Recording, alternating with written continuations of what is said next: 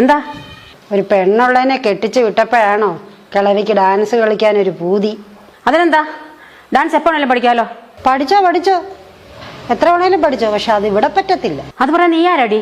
ഇതിപ്പോ എന്റെ വീടാ, അത് ചവിട്ടി പൊളിച്ച് നാശമാക്കാൻ ഞാൻ സമ്മതിക്കത്തില്ല. അതെ നിങ്ങളൊരു തീരുമാനത്തിലെത്ത്, എനിക്ക് വേറെ പണിയുണ്ട്. കൊച്ചെ നീ ഒന്നും മിണ്ടായിരിക്കും, നിനക്ക് കാശ് തരുന്നത് ഞാനില്ലയോ?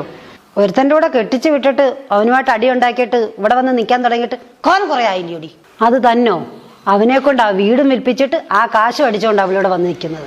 ആടി, ആ കാശ് പലിശയ്ക്ക് കൊടുക്കാൻ നിനക്കല്ലേ തോന്നേക്കുന്നേ? അതുകൊണ്ടല്ലോ ഇത്ര കാര്യമായിട്ട് നീ എന്നെ ഇവിടെ നിർത്തിയേക്കുന്നേ. നിങ്ങൾ നാത്തൂമാരിങ്ങനെ അടി ഉണ്ടാക്കാനിരുന്നാലോ?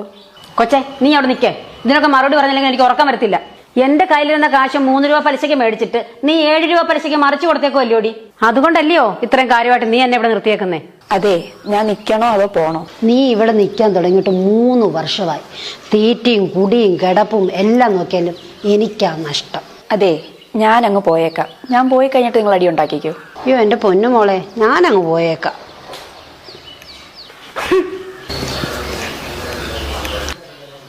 വാ നമുക്ക് തുടങ്ങാം.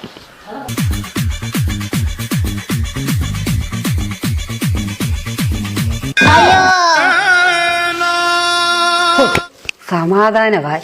ഇനി കുറെ നാളത്തേക്ക് അയലത്ത് കയറി നുണയും കൊതിയും പറയാൻ പോത്തില്ലല്ലോ. മോളെ പോകല്ലേ, ഞാൻ ഹോർലിക്സ് ഇട്ട് നിനക്കൊരു ഗ്ലാസ് പാല് തരാം.